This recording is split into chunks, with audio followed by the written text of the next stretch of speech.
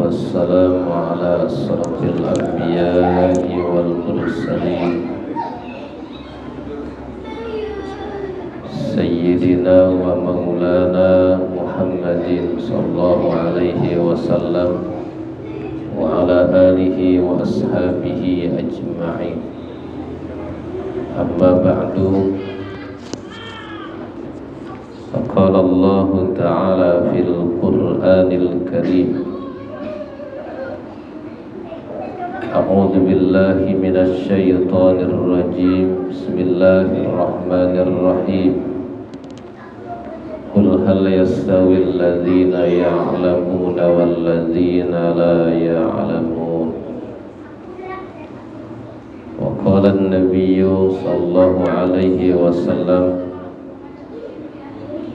من سلك طريقا يلتمس فيه علما سهل الله له طريقا إلى الجنة. صدق الله العظيم وصدق رسوله النبي الحبيب الكريم، ونحن على ذلك من الشاهدين والشاكرين، والحمد لله رب العالمين. Segenap pengurus Masjid Jami Baitul Izzah, khusus Ketua DKM Pak Ustadz Kaswadi yang saya hormati, para jamaah yang saya muliakan, kita sama-sama memanjatkan puji dan syukur kehadirat Allah Subhanahu wa Ta'ala yang senantiasa mencurahkan rahmatnya, melimpahkan nikmatnya, sehingga alhamdulillah pada kesempatan ini kita bisa bertemu kembali, kita bisa hadir kembali di tempat yang mulia ini guna melaksanakan perintah Allah Subhanahu wa Ta'ala. Alhamdulillah, baru saja kita bisa melaksanakan sholat maghrib berjamaah dan dilanjutkan dengan taklim. Mudah-mudahan semua yang kita kerjakan diterima oleh Allah Subhanahu wa Ta'ala. Salawat dan salam mudah-mudahan Allah curahkan ke junjungan Nabi besar kita Muhammad sallallahu alaihi wasallam. Juga mudah-mudahan dilimpahkan kepada keluarga beliau, sahabat beliau, tabi'in, tabi'in, dan juga mudah-mudahan kepada kita sekalian. Amin ya rabbal alamin. Para jamaah yang saya hormati, ilmu pengetahuan adalah sesuatu yang mulia. Seorang pun tidak ada yang samar bahwa pengetahuan itu sesuatu yang mulia, sehingga ketika seseorang mempunyai ilmu pengetahuan dan kemudian digunakan pada kebaikan, maka orang itu menjadi orang yang mulia dan derajatnya akan ditinggikan oleh Allah Subhanahu wa Ta'ala, seperti yang dijelaskan Allah dalam Al-Quran: yarfa'illahu alladhina amanu minkum walladhina utul ilma darajat. Artinya Allah akan mengangkat derajat orang-orang yang beriman dari kalian dan juga orang-orang yang diberikan ilmu oleh Allah Subhanahu wa Ta'ala. Orang yang mempunyai ilmu berbeda dengan orang yang punya harta. Sayyidina Ali karramallahu wajhah ketika ditanya mana yang lebih utama antara ilmu dengan harta? Sayyidina Ali menjawab bahwa ilmu lebih afdal, lebih utama dibanding harta. Ketika ditanya alasannya mengapa demikian, karena ilmu pengetahuan mah warisan para nabi. Ilmu itu adalah warisan para nabi, sedangkan harta adalah warisannya Qarun. Kalau ilmu warisan para ulama, para nabi, al ulama warasatul anbiya, sedangkan harta warisannya Qarun. Orang kalau nemu harta banyak bilangnya harta siapa? Hartanya Qarun. Ya, kalau nemunya di Indonesia bilangnya harta Qarun juga. Barangkali Qarun diam di sini dulu. Dan kemudian alasan yang kedua, mengapa ilmu itu lebih utama dibanding harta? Kalau orang punya ilmu, ilmu jagain dia. Tapi kalau orang punya harta, dia harus jagain hartanya. Kalau orang punya ilmu, ilmu jagain dia. Dia tahu pengetahuan tentang ini boleh, ini tidak boleh, ini boleh, ini tidak boleh. Dia dijagain sama ilmunya. Tapi ketika orang punya harta, orang itu mesti jagain hartanya. Itu bedanya di antara jawaban Sayyidina Ali karramallahu wajhah ketika ditanya oleh kaum Khawarij. Kaum Khawarij itu adalah kaum yang keluar dari kelompok, satu kelompok namanya ada kaum Khawarij. Dalam Islam itu kan banyak kelompok-kelompok. Ada kelompok ini, kelompok itu, kelompok ini, kelompok itu. Misalnya ketika Nabi kita Muhammad SAW meninggal dunia,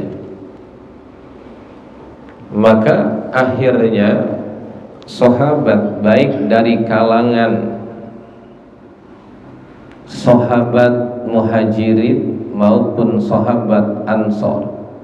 Sahabat Muhajirin, sahabat Nabi orang Mekah yang pindah ke Madinah. Sahabat Ansor adalah sahabat yang aslinya orang Madinah yang menolong orang-orang yang hijrah dari Mekah. Makanya namanya Muhajirin dan Ansor, yang akhirnya dipersaudarakan oleh Nabi kita Muhammad SAW. Nabi meninggal dunia, berarti tidak ada pemimpin. Maka mau tidak mau harus ada yang diangkat menjadi pemimpin pengganti Nabi kita Muhammad SAW, yang disebut dengan khalifah. Namanya khalifah. Maka akhirnya dari hasil musyawarah yang terpilih pertama adalah Abu Bakar Siddiq radhiyallahu anhu. Mengapa sahabat itu, sahabat Muhajirin, sahabat Ansor begitu musyawarah? Orang terpilih itu adalah Abu Bakar Siddiq, karena Abu Bakar Siddiq adalah satu-satunya orang yang diperintahkan oleh Nabi menggantikan Nabi dalam mengimami jamaah. Kan sholat kalau di zaman Nabi itu nggak ada yang berani jadi imam selain Nabi kita Muhammad SAW.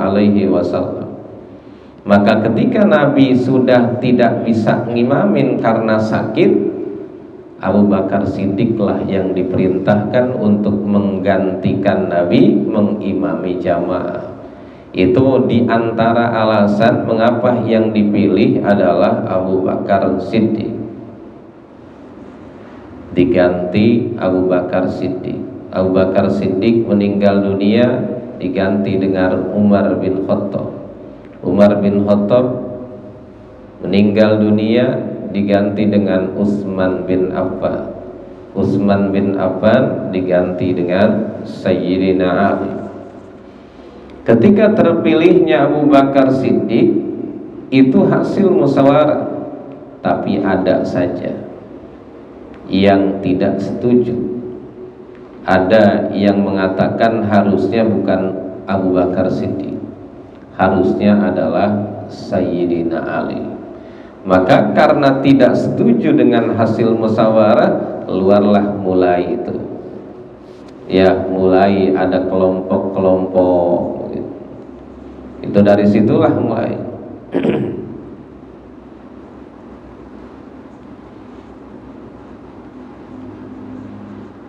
Para jamaah yang saya hormati,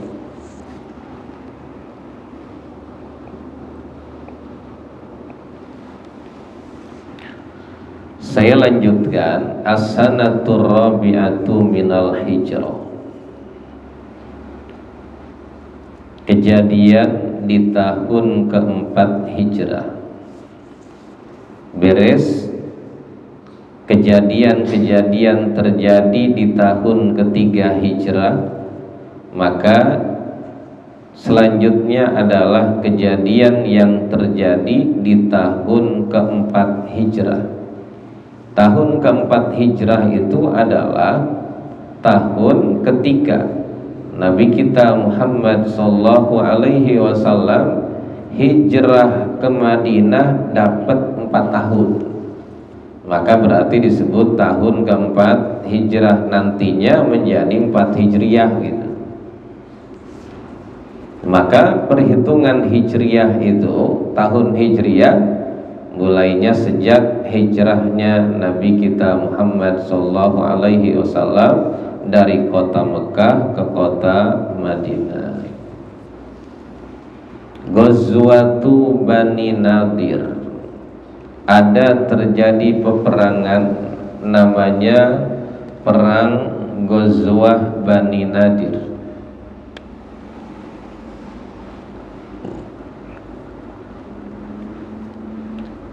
Bisanatir rabi'ah minal hijrah hadasat ghazwatu Bani Nadir wa ghazwatu Zatir Riqa wa ghazwatu Badril Akhirah wa lam yakun fiha harbun illa fi Bani Nadir.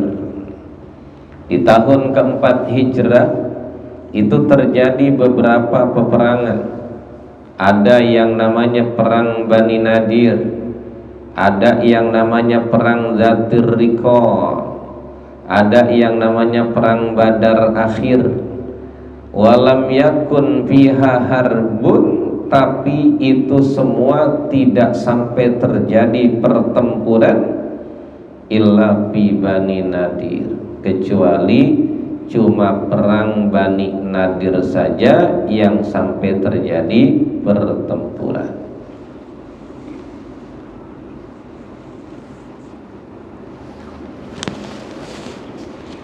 Ada namanya perang Bani Nadir, perang Zatir Riqa, perang Badar Akhir. Nah, berkaitan dengan perang Zatir Riqa ini, kharaja ilaihar Rasul sallallahu alaihi wasallam ba'da ghazwati Bani Nadir. Rasulullah sallallahu alaihi wasallam keluar menuju tempat namanya Zatir Riqa itu terjadi setelah peperangan Bani Nadir. Beliau membawa 700 tentara. Nabi ini membawa 700 tentara li muharabati qabaila min Najdin, untuk memerangi kabilah-kabilah suku, yaitu dari kabilah Najd namanya. Tajamma'u likitali, mereka berkumpul yaitu untuk memerangi Rasulullah sallallahu alaihi wasallam. Mereka itu yang disebut kabilah dari negeri Najd itu, yaitu Banu Sa'labah, Banu Muharib. Kumpulan mereka disebut kabilah min Najdin namanya. Falamma sami'u bi khuruji harabu tarikina nisa'ahum, tatkala mereka mendengar dengan keluarnya Nabi kita Muhammad sallallahu alaihi wasallam membawa 700 pasukan atau tentara, mereka malah pergi kabur, tarikina nisa'ahum, sambil meninggalkan wanita-wanita mereka. Perangnya bawa wanita. Summa raja'a ba'duhum likitali, tapi sebagian mereka ada yang kembali lagi untuk melanjutkan memerangi Rasulullah sallallahu alaihi wasallam. Wa kanal muslimuna yusalluna salatal khauf, dan kemudian orang-orang muslim pada saat itu sedang melakukan sholat namanya sholat khauf, sholat siddatil khauf. Sholat itu ternyata dalam kondisi perang nggak gugur kewajibannya. Sholat itu walaupun dalam kondisi perang, sholat itu tetap wajib. Cuma cara saja yang diatur oleh Allah Subhanahu wa ta'ala di dalam Al-Quran. Bagaimana sholat ketika dalam kondisi perang. Misalnya musuh, ketika perang musuh ada di arah barat, kan sholat kebetulan, sholat ngadep kiblat, barat miring dikit, barat miring sedikit. Kan kalau misalnya ini barat, berarti kita miring sedikit kiblat kita. Kalau misalnya masjid sudah dibangun dan arah kiblatnya sudah dipaskan, maka berarti jangan dimiringin lagi. Ya misalnya gini nih, ini barat, kiblat gini nih. Kalau misalnya kiblat masjid sudah kiblat begini, jangan giniin lagi. Ntar sholatnya ngadep ke utara. Kadang-kadang kan ada orang yang sholat miring lulu, padahal masjid sudah dikiblatkan. Orang kalau bangun masjid, bangun musala, udah pasti nyariin kiblatnya mana, biar sholat itu ngadep kiblat kan begitu. Cuma yang saya suka bingung, ya kita nggak ngerti ilmu-ilmu gituan ya. Misalnya ada masjid, pada waktu buatnya udah pasti dicariin arah kiblatnya. Begitu tahun-tahun berikutnya diukur lagi kiblatnya berubah. Akhirnya barisannya dimiringin, masjidnya mah nggak bisa dimiringkan. Masjidnya tetap kayak gitu, barisannya juga cencong. Ya ada kan beberapa masjid itu sudah ada. Tahu yang ngegeser apa itu, buminya geser tahu.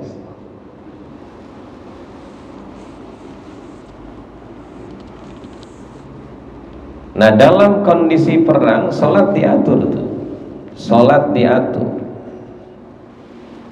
Misalnya kalau musuh ada di arah kiblat, itu misalnya pasukan dibagi dua, pasukan dibagi dua. Yang pertama dengan barisan pertama, barisan kedua Ini aturannya banyak sih, aturannya banyak. Semuanya menghadap kiblat karena kebetulan musuh ada di arah kiblat. Maka ketika imam ruku, i'tidal, sujud, maka yang mengikuti hanya barisan depan saja. Imam ruku, imam i'tidal, imam sujud, duduk antara dua sujud, sujud lagi, dan kemudian berdiri. Nanti yang ikut hanya barisan depan. Barisan yang kedua tahan dulu. Berarti barisan kedua mengawasi musuhnya. Kalau misalnya pada saat itu semua bareng, wah begitu sujud atau diserang itu, ya, makanya berarti ada yang ikut imam, ada yang ngawasin. Ada yang ikut imam, ada yang ngawasin. Barisan kedua berdiri saja, tidak ikut ruku, tidak ikut i'tidal, tidak ikut sujud. Nanti ketika barisan yang pertama sudah berdiri lagi, baru barisan kedua ruku, i'tidal, sujud, duduk antara dua sujud, nyusul berdiri lagi. Itu aturannya. Tapi kalau kita sholat dalam kondisi normal mah nggak boleh begitu. Ya, dalam kondisi normal mah nggak boleh begitu. Kan sholat itu si imam dengan si makmum mesti ikut-ikutan beriringan. Imam takbir Allahu Akbar, maka makmum mulai takbir. Boleh enggak tuh makmum takbir duluan? Udah pasti enggak boleh ya? Enggak boleh. Boleh enggak berbarengan? Bareng aja tidak boleh. Jadi kalau misalnya ada makmum takbiratul ihramnya bareng dengan imamnya, itu si makmum batal salatnya. Jadi berarti takbiratul ihram imam dengan takbiratul ihram makmum, berarti makmum itu nungguin selesai takbiratul ihram imamnya. Kalau sudah Allahu Akbar kan beres doh, baru makmum takbiratul ihram. Kalau misalnya berbarengan, baik bareng dari awal, dari mulai awunya bareng, ataupun barengnya separuh. Misalnya imamnya lagi Allah, dia nyusul nih, kayak begini gambarannya, Allah di belakang, ya, imamnya belum sampai baru Allah doang, Allah dia ngejar gitu, maksudnya ngejar. Berarti ada sebagian takbiratul ihram makmum bareng dengan takbiratul ihram imamnya, itu batal itu. Ya, itu batal. Bagaimana kalau yang lain? Kalau bareng dalam ruku, bareng dalam i'tidal, bareng dalam sujud, nah itu bareng hukumnya makruh. Ya, hukumnya makruh. Berarti nggak ngeganggu sahnya, nggak, cuma makruh. Bagaimana kalau mendahului? Kalau mendahului satu rukun, maka si makmum haram hukumnya. Berarti dia lagi sholat berdosa tuh. Ya, lagi sholat dia berdosa, kan haram itu hukumnya. Imam belum ruku, dia udah ruku duluan. Kalau satu yang didahuluinya itu haram, tapi belum batal sholatnya. Tapi kalau sampai dua rukun sholat dia mendahului imamnya, baru makmum sholatnya batal. Itu sholat kayak gitu, nggak boleh ngeduluanin. Namanya juga makmum mengikutin makmum. Kan tujuannya kita jadikan imam itu liyutamma bihi. Kita itu tujuannya mengikutin imam.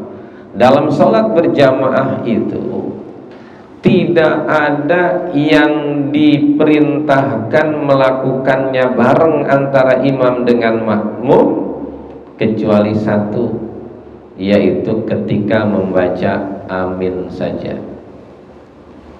Sholat berjamaah kan biasanya berjamaah makmum ngikutin imam. Imam udah ruku baru kita ruku, imam iktidal kita iktidal, imam sujud kita sujud. Itu namanya ngikutin ya.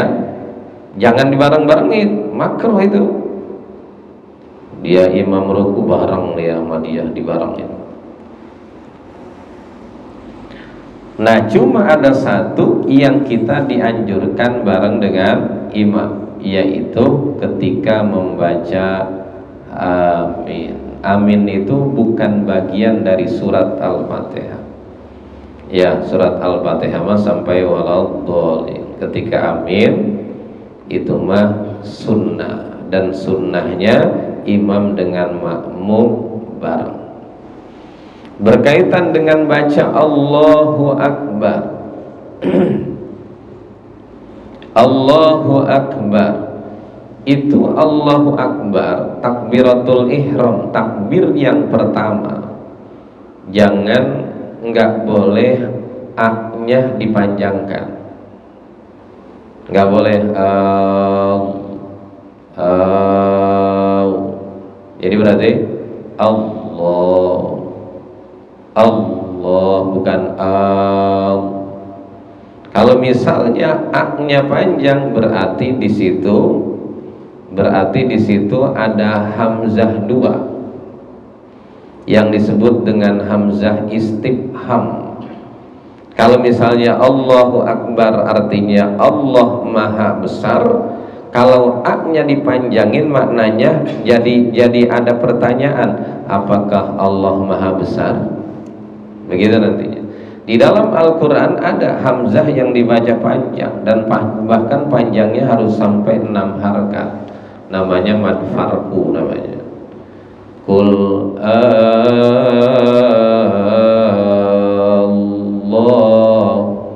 adzina lakum. Qul Allahu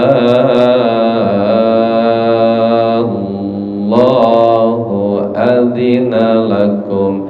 Itu a dipanjangkan karena asalnya Allah. Qul az-zakarain, asalnya qul az-zakarain, namanya mad farqu. Mad apa Pak? Namanya mad farqu namanya.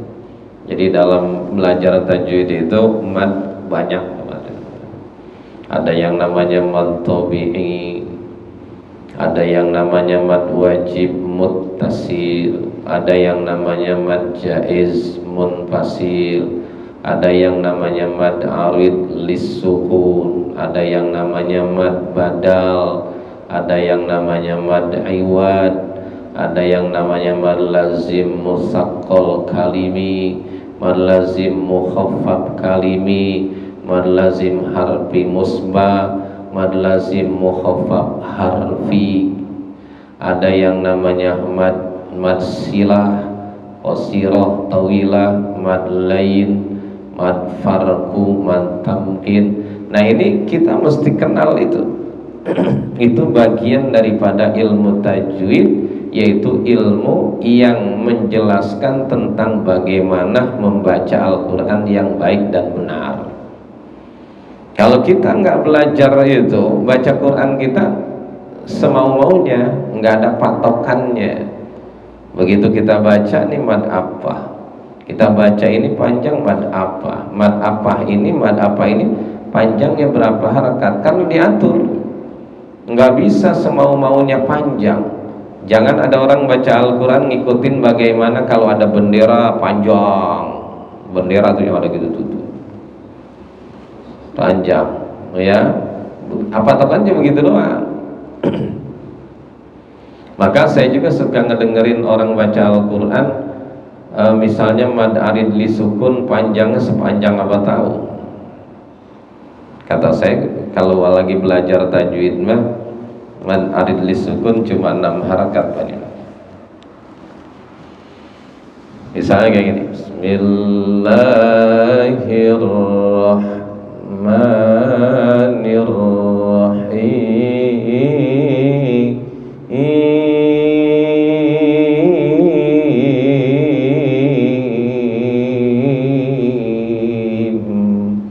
Itu panjangnya berapa harakat kayak gitu? Boleh itu baca Quran kayak gitu. Nggak ada patokan, itu salah, itu aja bukan begitu. Ya bukan yang penting enak ya, yang penting enak tapi aturannya harus benar bacanya. Emang Korima kan begitu, Kori tempatnya Korima di Banten, di Serang. Dulu saya ngalamin di Serang itu 3 tahun. Di sana itu suka ada acara haflah qiraah Quran. Di sana itu kalau ada acara yang tampil cuma qori aja. Tampil pertama qori, yang kedua qori, yang ketiga sampai malam qori-qori itu sampai. Yang ceramah nggak ada satu juga. Di sana tuh nggak. Kalau di kita suka terbalik, ada yang ceramah doang, yang qorinya nggak datang kali-kali. Nah, kembali lagi berkaitan dengan baca Allahu Akbar, nggak boleh panjang. Yang kedua, bareng nggak boleh panjang. Jangan Allahu Akbar, itu bareng nggak boleh panjang. Jadi bareng. Ya, ada nggak yang baca panjang?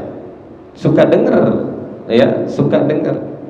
Ada yang au dipanjangin, ada yang bar dipanjangin, dan nggak boleh antara Allah dengan Akbar itu di tengahnya ada wawu, baik wawu mati maupun wawu hidup. Antara Allah dengan Akbar nggak boleh di tengahnya ada wawu, baik wawu hidup maupun wawu mati. Kalau waw mati berarti bisa menyebabkan huknya jadi panjang. Allahu Akbar, itu namanya nambah waw mati. Ya, karena huruf berharkat dhamma ketika ada waw mati maka huruf dhammah itu panjang. Atau ditambah dengan waw harkatan, misalnya waw yang suka dengar suka ini, Allahu Akbar, Allahu Akbar, bukan hu akbar, hu akbar, Allahu Akbar, Allahu Akbar, bukan hu akbar, ya, bukan wak tapi Allahu Akbar.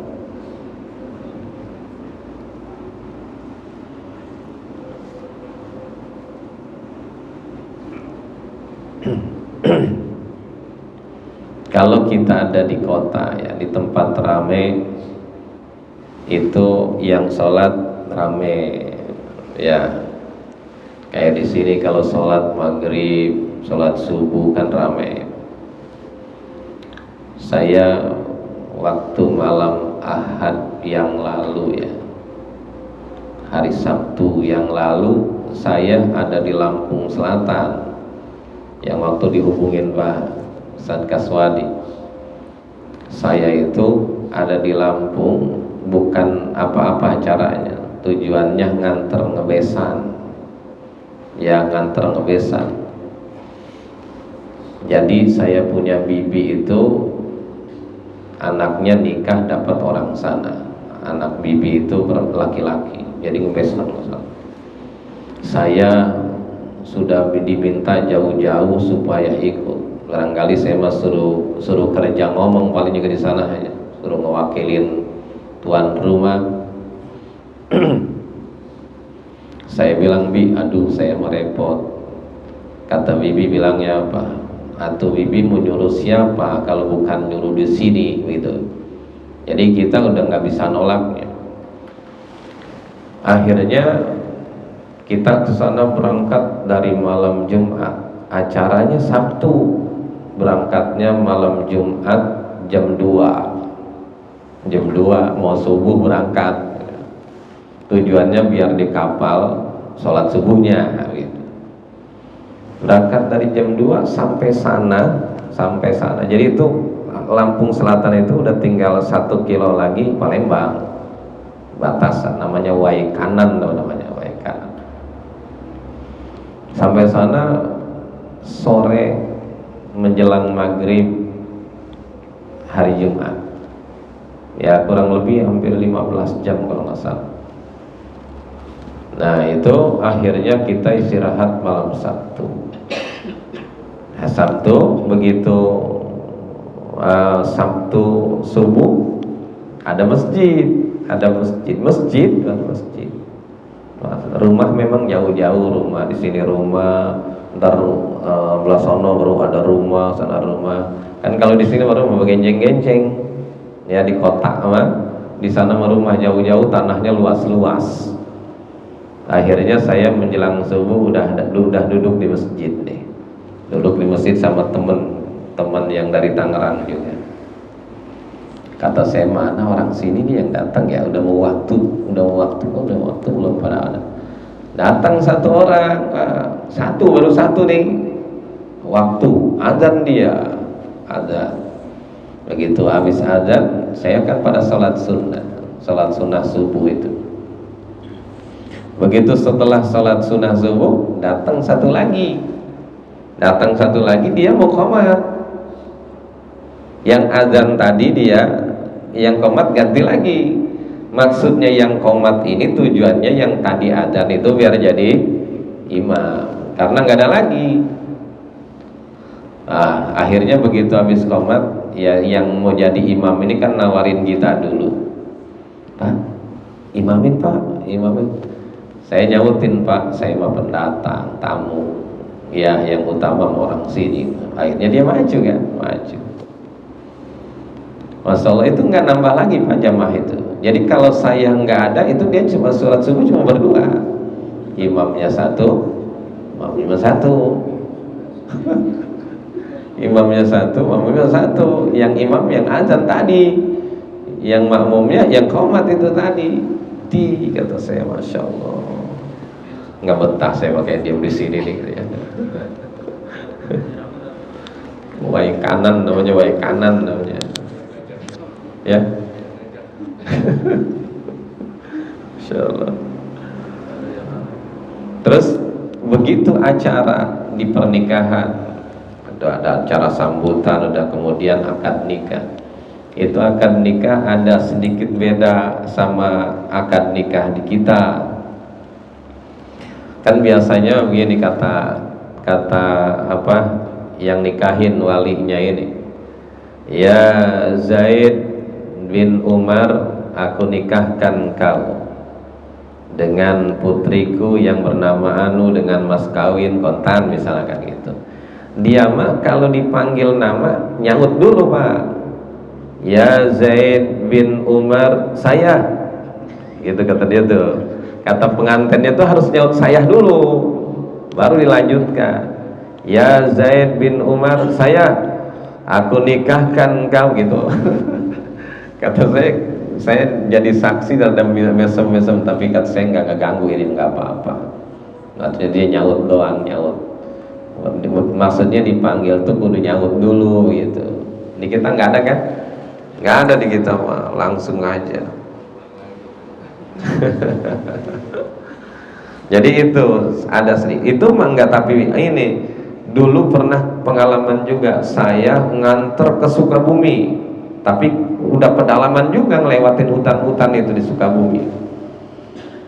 Itu mah akad nikah yang jadi pengantennya ngucapin qabulnya itu dituntun. Kan ya misalnya saya terima nikah anu bin anu kontan, itu jadi pengantin dia mah dituntun. Saya terima nikah, kata pengantin tuh. Saya terima nikah. Akhir ujungnya kontan, ngikutin dia, kontan. Kan beres tuh. Udah beres, kata yang nuntun, kata siapa? Kata saya, gitu. kata. jadi, jadi ditanya terakhirnya tuh setelah ngikutin, kata siapa itu? Kata saya, kata gitu. Kata bilang kalau nyautnya begini mah, kata siapa? Kata bapak, saya ngikutin doang. Kayaknya diulang lagi tuh, nggak jadi kayaknya kalau gitu. Nikahnya buat dia berarti. Kata siapa itu? Kata saya. Baru jadi. Kata situ mah nggak ada groginya jadi pengantennya. Di situ mah nggak ada groginya. Kalau di kita kan ada groginya, ada dagdikdungnya karena ngucapinnya ditonton banyak orang. Ya. Itu ternyata nikah itu luar biasa. Banyak kejadian-kejadian yang akad nikahnya nyautnya nggak bisa-bisa, ya ada yang nyautnya nggak bisa-bisa. Dan ketika ucapan ijab dan qabul itu nggak mesti nyambung banget, nggak kontan saya jadi antara kontan dengan saya itu nggak perlu nyambung, kontan saya nikahkan engkau dengan putri saya bernama Anobinal dengan mas kawin sekian gram, kontan saya terima nikah. Nggak mesti begitu, enggak ya, nggak mesti tetek gitu, nggak mesti gitu. Jadi walaupun ada jeda juga nggak apa-apa, yang penting nggak lama banget ya jedahnya. Takut menikah lagi.